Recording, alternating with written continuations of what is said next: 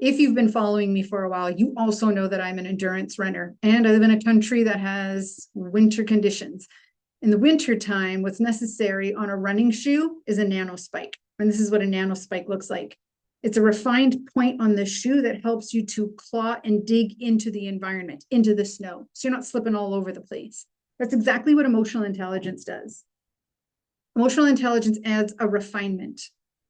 So much so that individuals with equal IQ, the same intellectual capacity for the job, are separated by 68% when one transforms and heightens their proficiency in emotional intelligence and the other does not. This is exactly what it's like to wear a nano spike and packed snow. Refinement. The conditions are exactly the same. The individual with emotional intelligence has a superior ability to handle harsh conditions. When we think about emotional intelligence in action, it's the ability to navigate not just your own emotions, but the emotions that have entered the environment. This is why they're known as soft skills. They soften the emotional climate in order to help everyone that's present keep their IQ turned on. Because what happens to our entire body when our emotions become heightened and not regulated is they interfere with our brain's ability to access rational thinking. And instead, we become irrational.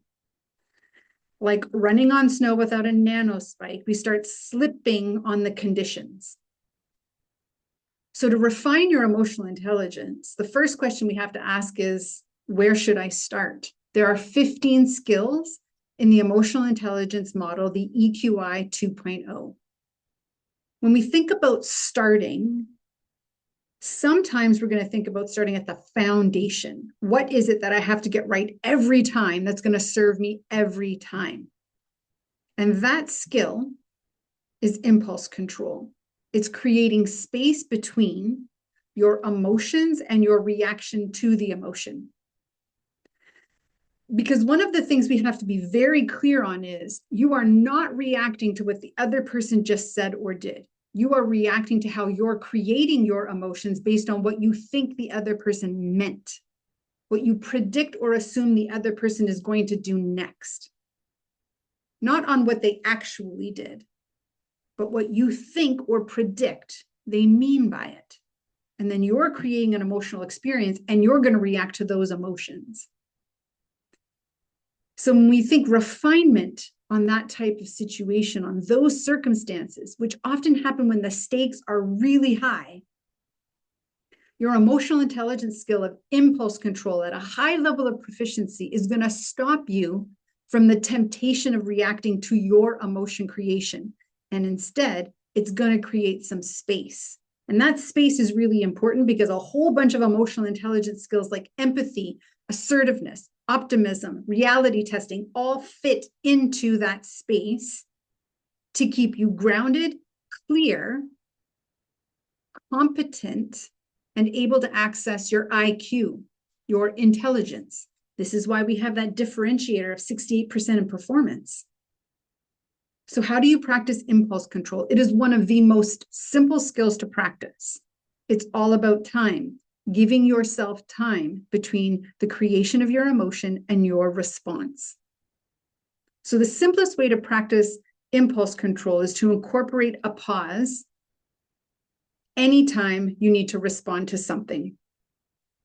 And instead of anytime, let's use the phrase all the time. Because when you practice impulse control all the time, even when you have pleasant emotions, then you're better capable at executing on that skill when you have unpleasant, big emotions. Just think about the applications of this in real time. Anytime you are awake, you are in an emotional state. And some of those emotions are triggerable, meaning you have an explosive type reaction to it, one that is not rational and it's not thoughtfully constructed. It is an impulse. It's by default, knee-jerk reaction. So because that happens throughout the day, Your ability to just practice impulse control as a habit. All of the time, give pause between stimulus and response, whether it is a pleasant situation, unpleasant situation, low stakes situation, high stakes situation. Then when you practice it all the time, you're going to be better equipped to execute on it when your emotions are very big. We practice impulse control by taking one breath. It's all of about 3 seconds from inhale to exhale. That space is enough space to allow you to control and regulate your physical response, elevated heart rate and blood pressure. If you are a quick responder, you may notice that you flush, you go red, you go hot, you get emotional very quickly. The breath sends the signal to your heart rate and blood pressure in your vagus nerve to relax. Sometimes we need one breath. It's powerful enough to regulate ourselves. Sometimes we need 2 breaths, powerful enough to regulate ourselves. In the regulated space, you are now giving yourself an opportunity to access other emotional intelligence skills. A powerful one to use in that moment is empathy. It's our built-in ability to ask questions for deeper understanding. This is what it looks like in real time. Your colleague in your meeting space says something. You notice your trigger. For whatever reason, you are on high alert, high arousal. You take a breath and then you say, tell me more what you're thinking. You insert an empathy prompt. It's tactical. The reason why you're doing it is tactical. You want to give yourself more time to collect more information, to actually understand, is this emotion I was about to let fly out even appropriate or valid in this moment? Or if I let it out, is that going to be another moment when I stick my foot in my mouth? So the individual who waits and inserts tactical empathy is often seen as the smartest one in the room.